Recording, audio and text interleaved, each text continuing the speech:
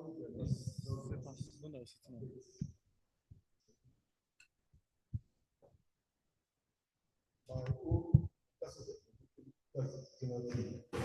area of health, area of environment, and food. I'm talking about the impact of electrical pollution. How that affects biodiversity and consequently. Next slide, please. Next slide. I love this picture. I did for this morning, and I was surprised by the time to look at it.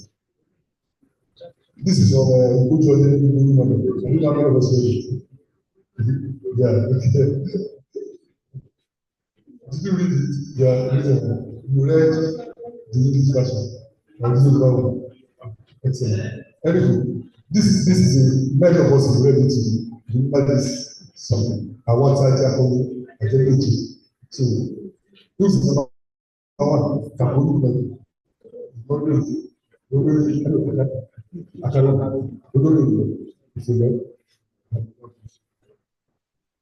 So I love this picture to illustrate biodiversity.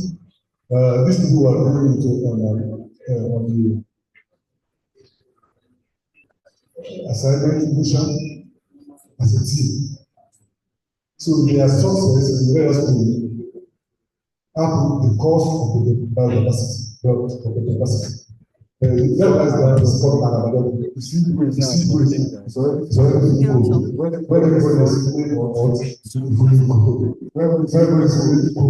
very cold, very hot. So we met all manner of challenges on the way.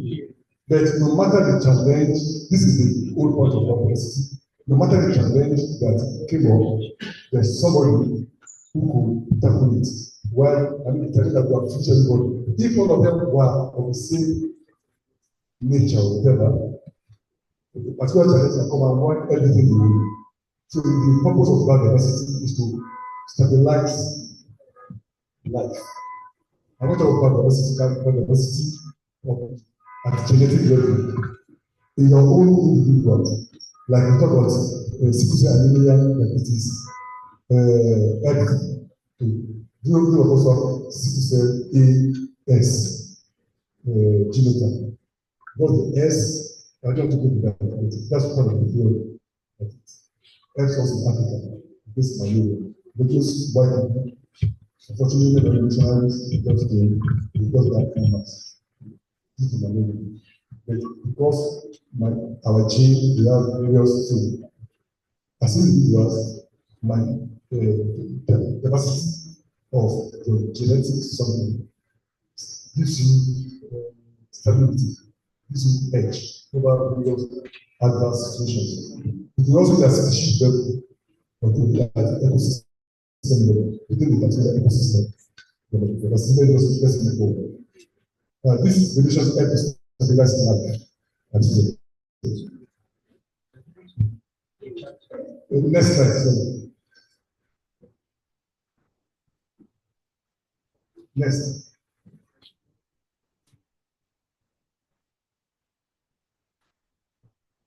Next slide, sir. Okay. So in every situation, there's a command center where everything is controlled, and that center is strictly regulated. So by nature's arrangement, access to what that's command center is called the nucleus, and is stringently controlled. So if you tweak that command center, everything is delicately arranged. So in the physical sciences, you have what we call the nucleus of the atom. I'm a physical scientist by background. Okay. Now I'm a environmental scientist. My background is physics, nuclear physics specifically. So, and sometimes you want to disrupt the nucleus for whatever reasons, and I explain that. And it's very difficult to detect that problem. You have to do what we call artificial analysis or use particles to go and force itself inside and be arranged in nucleus. That also can happen in the biological sciences. But the long and short is that it is extremely difficult to get into the nucleus. And it doesn't make sense. Because that's where the brain is happening. That's conformation. So it is highly limited. Next slide. So this is the example. This is the physical sciences. This is the nucleus. You can send the carbon neutron. You can get it there, and you can have a new species produced, which will be radioactive. It's not stable, and anything can happen.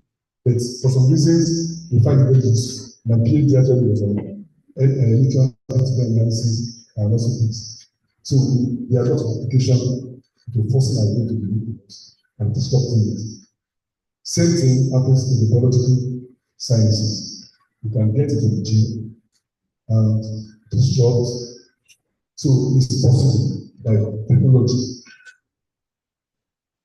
100 years ago, you can't do that. You can't get into the nucleus of the atom or the nucleus of the cell.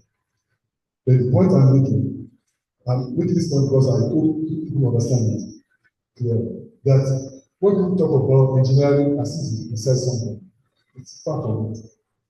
We in the physical sciences, we are more precise. I mean, we've studied that more for longer period, and we know that it is still well, we can say we understand it in a large extent, but it's still work in progress. Let's go to the next slide. So to now do that for our engineering and talking as if you know what you're doing I will say nothing, it's not nothing, it is challenging. It is not precise at all. You can't send in something to the nucleus and see this what will happen. If you read the thing I was citing yesterday, the risk assessment, if you send in a particle, there are many things that will arise. Depending on the speed, for a nuclear piece, for instance, depending on the speed, we talk of cross section, and even if you send in a particular particle with no characteristics, you need to talk about you need to know even the outcome will be statistical, you have fractional abundance. That's how it is. In the biological something is far more complicated. So I just think like that. You can have a problem with genetics. You can use as there's no gene at all. And you may not know it until the next generation epigenetics. So it's far complicated. It's not something to be playing with I mean, it's something to be enjoying as science to try to develop it. Not what you apply en masse. That is the whole point. The science, it should be a science. But not something that you now apply en masse. And this university, I have to remove that. I will have cited what's happening at the back of the house. I planted a citrus plant. Because not the GM, it was hybrid. First season, I got oranges, sweet. Next season, was giving me tangerine.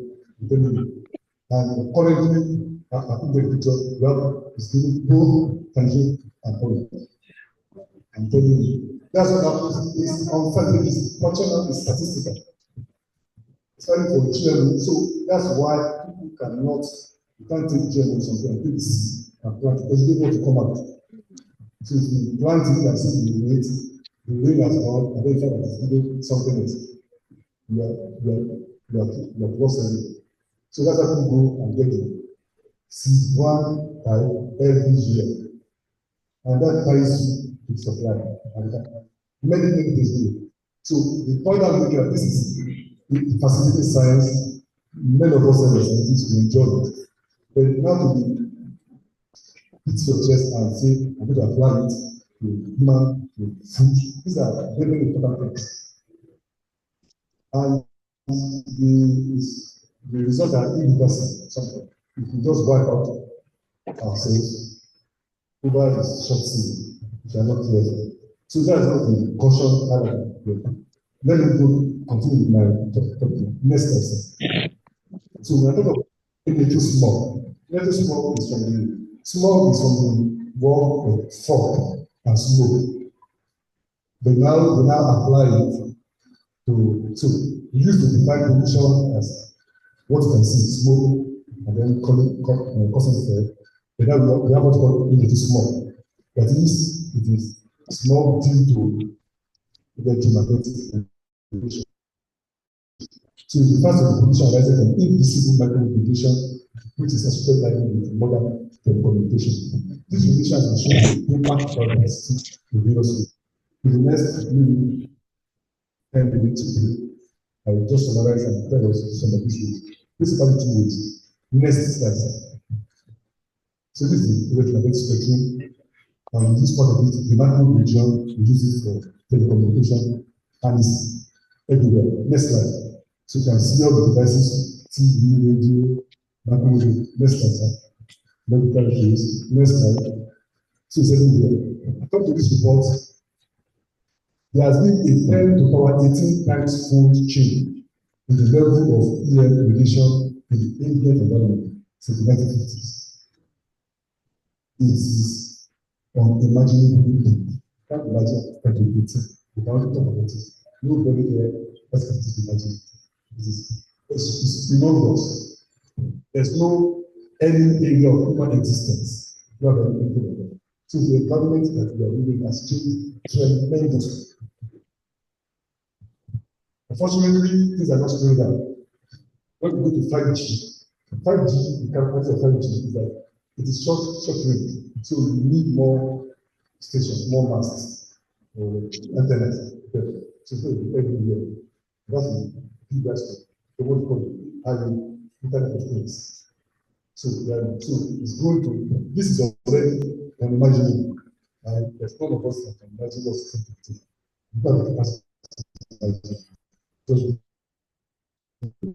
And increasing. And this thing affects biodiversity. Let me talk about sustainable development before I close to that aspect of biodiversity.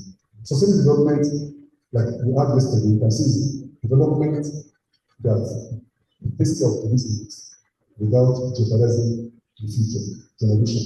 So we don't go and do gold mining and cut all the trees and spoil all the trees, and our children have nothing to invest in. But operationally, we define it in terms of three key dimensions: economics, social, and environmental.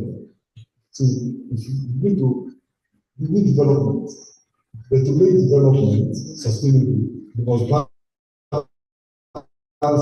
those that make all the money. That's economics. Everything is booming. And the enterprising of that is madness. Or you are careful of health because of health, I will not use because of irrigation, I will not use this, I will not do this, I will not go to I will just sit in my house. Then you don't develop it, you are not going anywhere. So social, so all of them have to be balanced. So that is sustainable development. And we look at how biodiversity affects sustainable development. And in light of it, I'm talking about how the transform contributes to changes in the biodiversity. And the point I just made is that the level small is increasing at an incredible, unimaginable rate. Next slide. So everywhere we have next slide.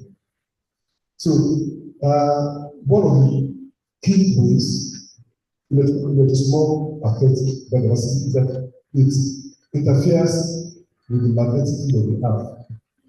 And many systems depend on that, like birds, migrating birds, see them moving from Alaska to Nevada.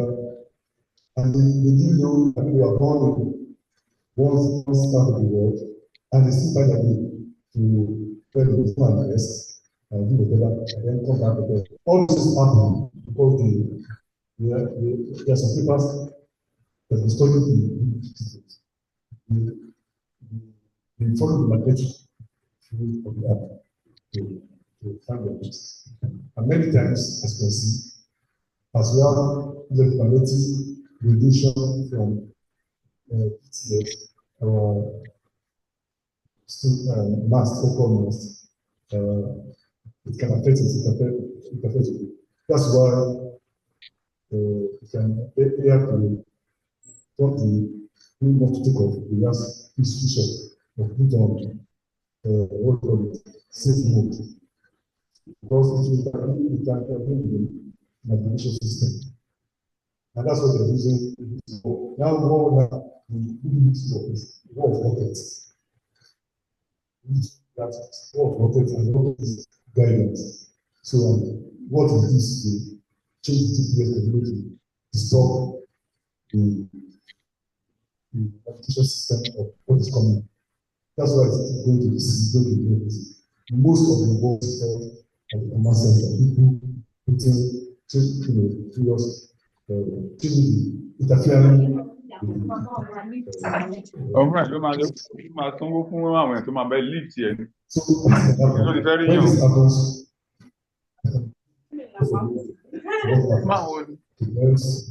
to animals, who come to affect the ecosystem. Wọ́n máa sanwó fún sórí èdè bó ti ṣáàjì owó ọ̀hún àwọn bá ti máa sanwó fún wọn ká wá student má dẹ̀ fún wọn lówó kò jù bẹ́ẹ̀. So it's not just owó yẹn ká ní pé ìyá yẹn ṣèyàn tó understand. Wọ́n á kàn complete ibẹ̀ yẹn fún wọn eléyìí tán fẹ́ ṣe fún wọn akọ́ni tán lọ ṣe sílẹ̀ tán ṣe tú yẹn fún wa kì í ṣèyàn tó ṣe kíní. These are pollinators. Wọ́n sì sọ ń sìn. These and these sorry, I couldn't get this of it. Some cattle that were under these placenta stations last. It affects their breathing, it affects their health, and the blood stock. And when they move things like so all these things happen. Unfortunately, although that's what we are talking about today, it also affects human beings. And put the residents under this PTS. But we know the impact it can get. So next slide. So today we're talking about the ecosystem. The biodiversity that affects them. So this is study on bees, only bees, and studying them, all workers return, they do return, whatever, it affects them. Next slide. So we study them, these are done various types. They put cell phones in those types. And we find it affects food, it affects so many things in the ecosystem. Next slide. So just like that, this affects pollination. So bees can produce food, but pollination is another thing. They pollinate other crops, and it's affected. You can imagine this is the water. Next slide. Now I want to go to another aspect of impact of energy stock, and that is on microorganisms. It can affect. This is a book. It's a chapter of the book. I just snapped it. It can affect stimulative effects. It can have stimulative effects where they have increased intensifying biomass production, try to change the ecosystem on many ways without existing, feeding, whatever, many things.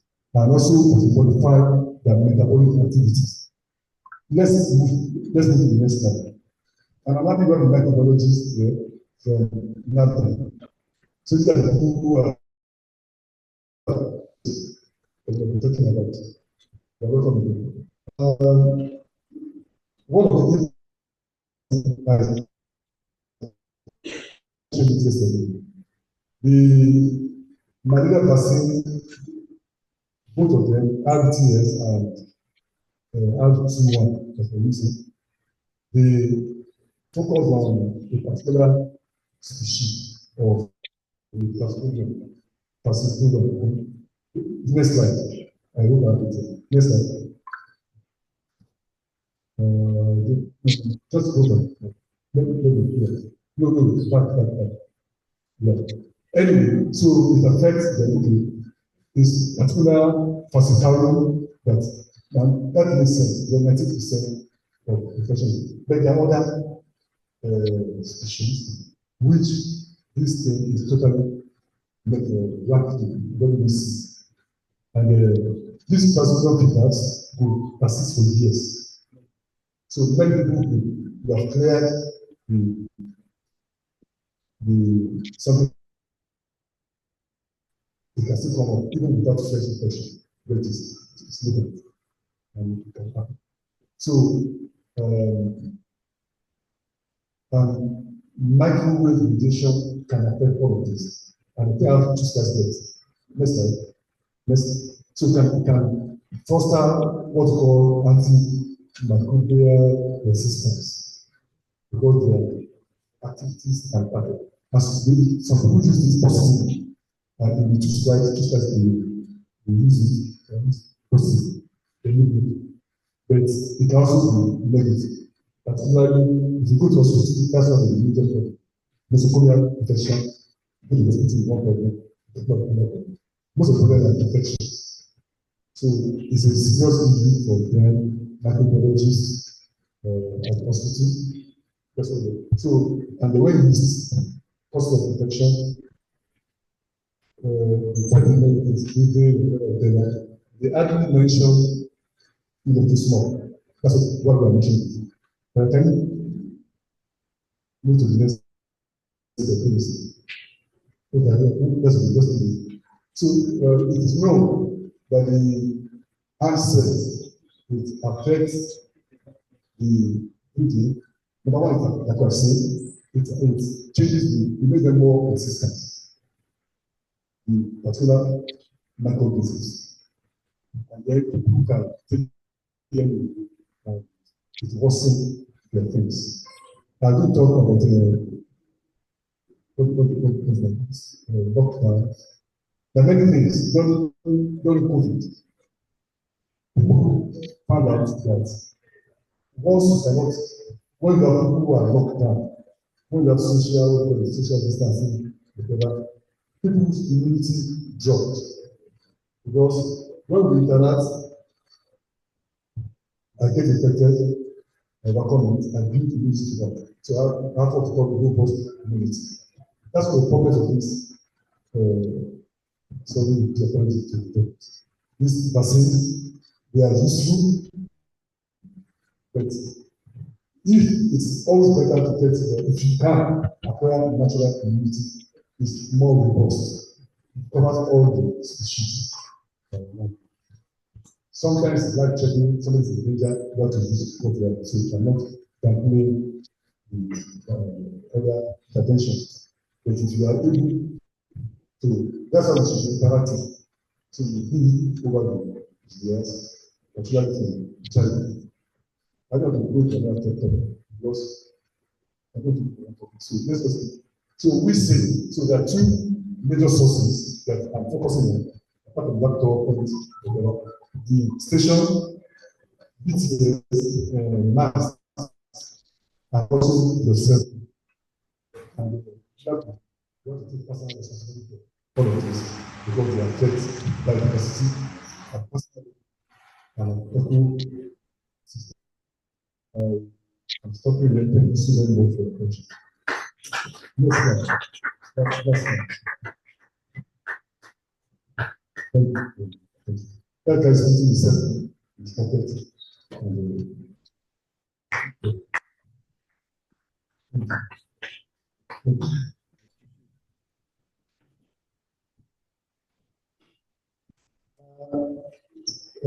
Michael, I thought you were going to put this in now. Thank you very much, Professor Joshua.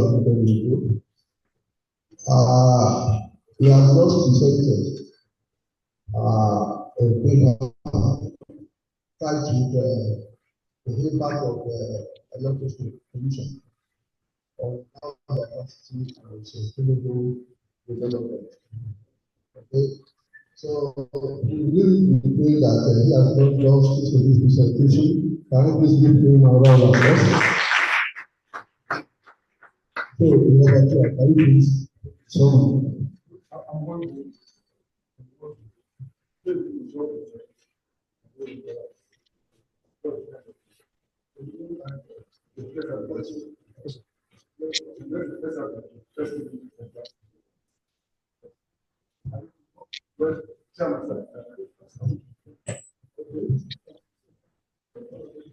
Okay, so please, if you have any question, can you write it down?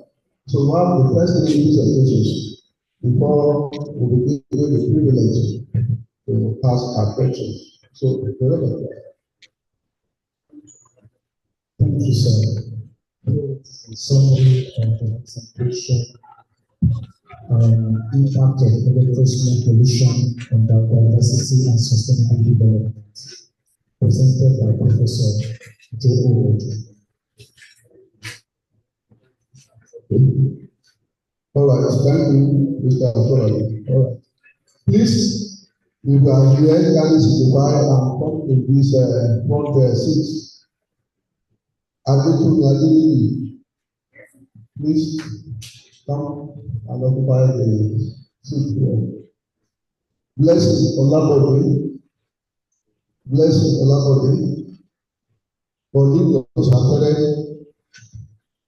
Cornelius Apere, Oluwatosin Adebusi Adebeji, Oluwatosin Adebusi Adebeji, Sylvester Jesse Oluwatosin, Sylvester Jesse Oluwatosin. I know most of these presenters will join us online. Okay, Jesse Oluwatosin, Tayo, Jesse Oluwatosin, Tayo, Samuel Ajayi, Yetunde Abiola, Ibrahim Ọládélé Ìdè Babátúndé, Afẹ́, Philip A. Ọláwòye, Philip A. Ọláwòye, Olúṣèlú B. Àjọlá. How many people are on that?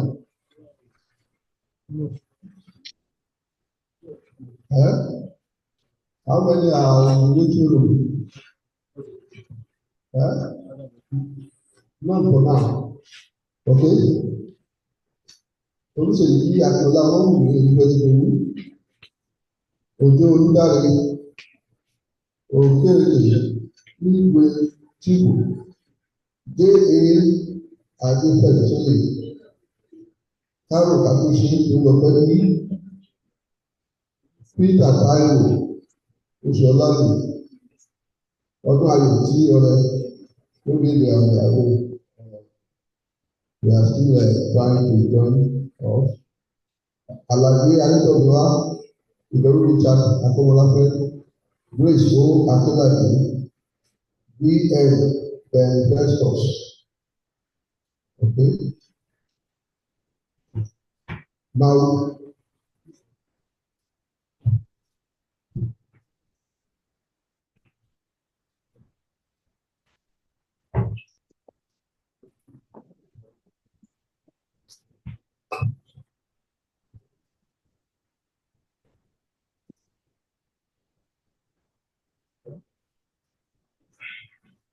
all right. So let us listen to the next presenter without wasting our time. The next presenter will be given just 10 minutes. Okay? Or maximum of 15 minutes. And the title of the presentation is Effect of Microbial Consortium and Organic Stimulant on Maize Growth in bitumen-polluted soil. So, ladies and gentlemen, permit me to hand over this microphone to Dr. Adewale for our presentation.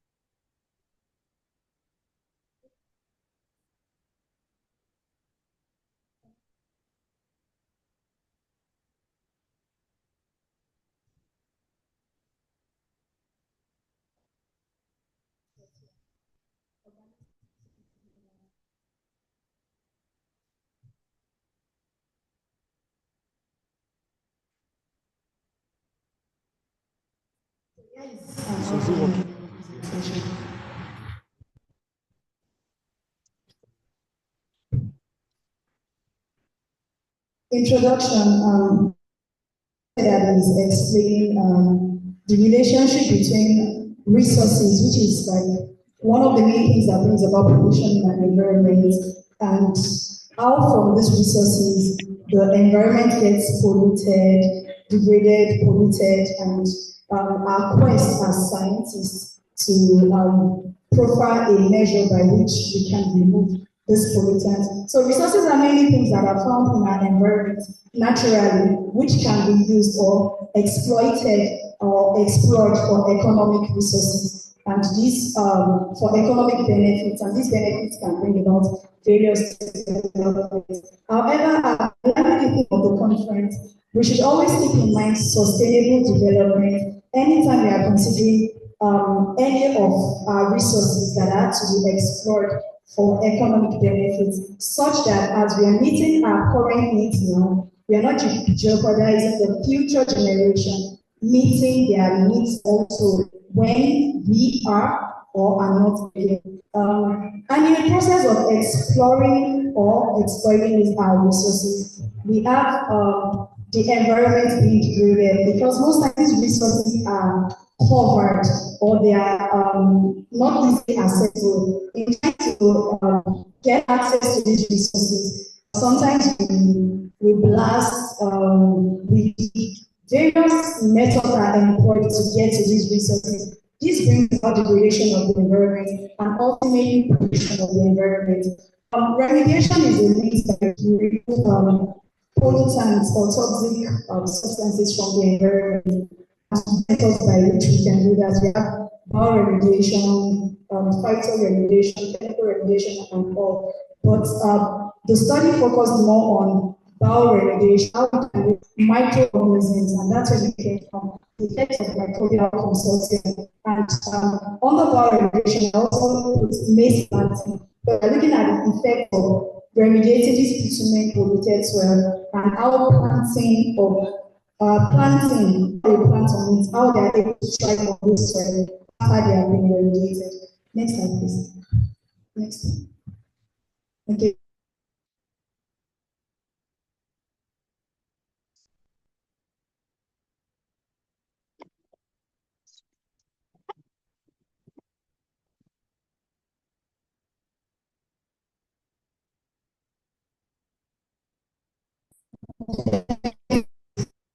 The main objective, the specific objective of the study is one, determine the effectiveness of microbial consortium on the growth of the bitumen polluted soil, and to assess the effect of organic stimulants.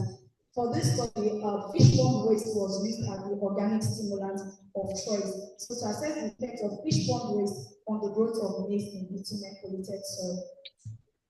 Methodology. Bitumen sample was obtained from Agabu. Agabu is an area in the local government in Edo State that has bitumen naturally, not being not gotten from the distillation of crude oil. They have it naturally. Sometimes you have to do, sometimes there's the outpouring onto the soil in the area, and there are farms around this area. So we want to see if we're able to introduce some microorganisms into how can it help the farmers and all of that. And the maize planting was done at the spring house of pharmacy, faculty of pharmacy of the Obafemi Spring University. The methodology, the bioremediation experiment, there was a previous study where indigenous microorganisms were isolated from this bitumen polluted soil, characterized, they were molecularly characterized and identified. Then they were also tested to see their efficiency in various combinations. Then these were then introduced into the contaminated soil. Then maize seeds were planted on the bioremediated soil. Results and discussion. The identity of the bacteria that were isolated and characterized were Bermudomonas niagenensis, Chrysobacterium, Enterobacter tabaci, Salmonella enterica, and Chrysobacterium flavum. So after these have been characterized, there was another study that determined in various combinations of 2, 3, 4, and the whole 5 to determine which was more effective for the remediation. And it was discovered that the combination of A1, that's Bermudimonase, D3, E1 and Z2, Enterobacter salmonella and Chrysobacterium flavum respectively, they had the best consortium effect on the polluted soil. So that was used for this study. Table 2 shows the results of maize planted, and there were different treatments. Maize was planted in contaminated soil only, that is bitumen contaminated soil. Then bitumen contaminated soil plus the microbial consortium and biostimulants, that's the fish pond waste. We have that of contaminated soil and biostimulants only, the contaminated soil only, and the control soil. That runs from table 2 to 7. The summary is, at first, for the first 2 weeks, there was like the contaminated soil had a faster growth rate, and that could be attributed to the presence of more organic content that the maize was able to use for growing. But at about the 8th week, observe that the plants on the contaminated soil that had the microbial consortium and the fish pond waste that was similar started to do better, while the other one that was on the contaminated soil only, the growth was reducing. This is connected to one, as they were growing over the weeks, the plants were picking up the toxic substances, which later hindered their growth as the weeks progressed. And also, for the treatment that had the microbial consortium and the biostimulants, after the 4th, the 6th week, the microbial consortium had started degrading the toxic substance, making the maize plants on their treatment able to grow better and have more yield as compared to the one without that was on the contaminated soil only. Also, it was observed that the treatment that had the microorganisms and the biostimulants also had a better yield as compared to the treatments with the microorganisms only. And this can be attributed to the biostimulant, that is the fish pond waste, being able to augment the nutrients needed by the microorganisms to grow and multiply more, and thereby causing an increased effect in the bioremediation of the contaminated soil. This is the work of Ayotamuno and Kobera 2007 that the use of fish pond waste as organic stimulant could have a positive effect on the waste, and agrees with other research bacteria could be used to bioremediate contaminated soil. Table 7 shows the result of the degradation of shows the result of the total hydrocarbon present in the various treatments before and after the planting season. Also shows in various parts in the soil, in the roots, and in the shoot of the maize. And we'll see that the treatments with the microbial organisms, which is coded CSO. Table 7, please.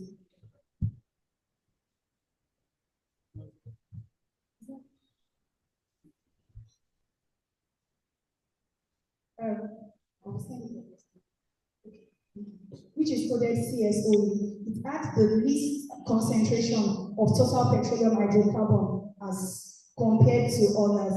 And the code CSO is for the contaminated soil plus organisms plus the biostimulants. So the study was able to show that the presence of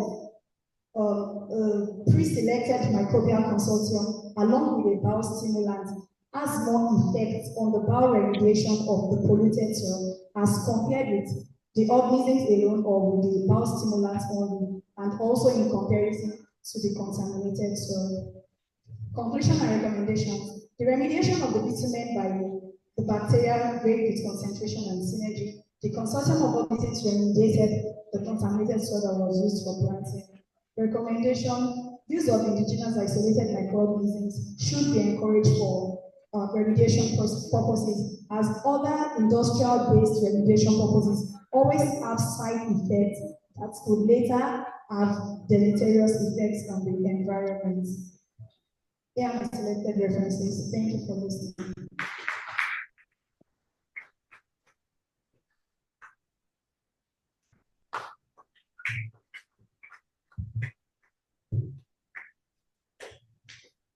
Ladies and gentlemen, I've just listened to Dr. Adetolu and David, who presented paper of appropriate consultant and very similar on place in bitumen related soil. Can you please give a round of applause? Then I want to tell you that we have a good masculine in our midst. When I said masculine, somebody looking for that masculine. So I have the honor to invite Adediji of Guinea. He's a big masculine in the sense that he's a lead presenter. Okay? So he's going to make a presentation on health insurance, inequalities, and sustainable development. Please join me in welcoming Dr. Adediji. Thank you. Good morning, dear Professor Ojo, distinguished professor around, my colleagues and students. Today we'll be talking about health insurance inequalities and sustainable development. I don't believe the habitants have an issue bringing out from our own system. They can't find it. I sent it to Equity or to health insurance inequalities and sustainable development.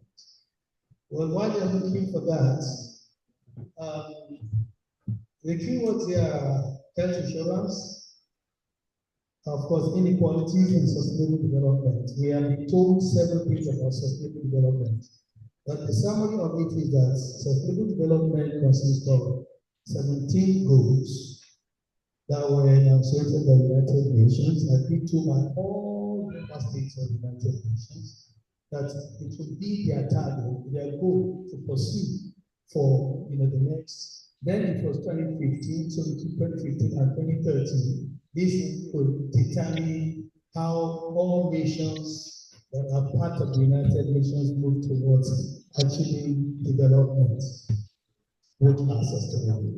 Now, those goals, you know that there are 3 of the 17 goals that actually address the issues of health directly and the issues of not just health, but inequality and, yes, health and inequality in many, aspects of it. Beginning from gender equality and addressing inequalities in health access, in the comprehensiveness of health, in the opportunities given for people, either based on their sex, on their gender, and their disabilities or particular special needs that they have that are actually excluded from social, economic, activities and benefits, particularly political as well. So if we're looking at sustainable development, goal 3, which is seeking to ensure, good health and well-being for everyone. You can still. Okay, let me see if I can see it from here and then I'll send it. Just a minute, please.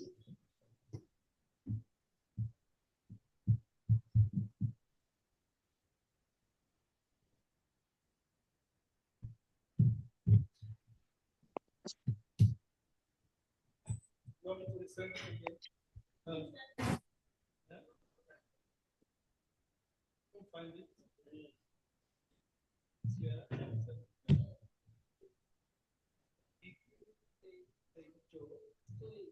So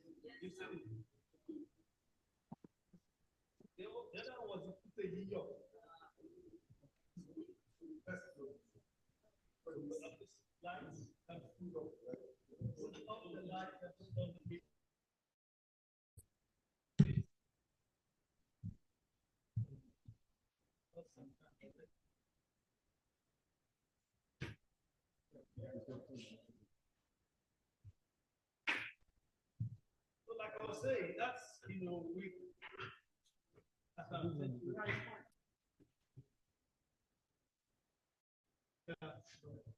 Hello? Hello?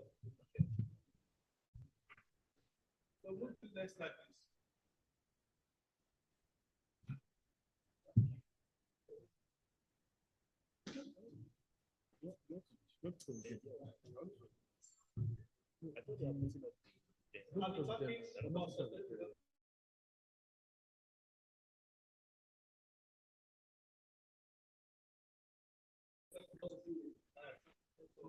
Health insurance in Nigeria, functionality of family care system in order for us to achieve.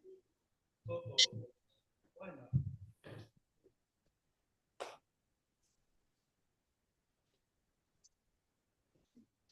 Onto the block.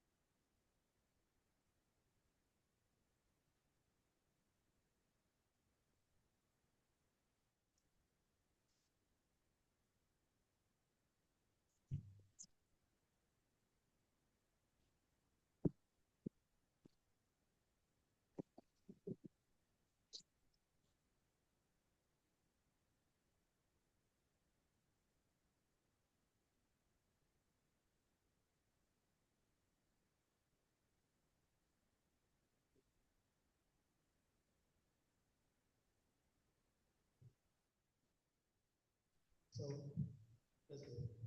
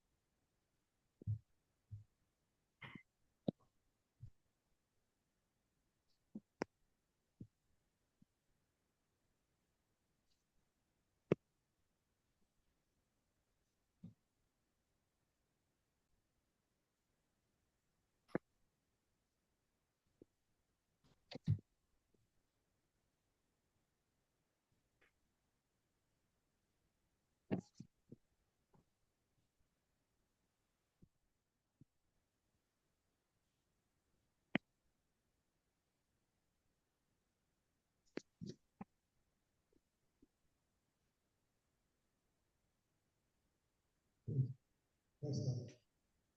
So we talk on sustainable development goals and how far we have achieved them. Then I'll talk about the National Health Act 2014, which is Nigeria's first attempt to meet or achieve universal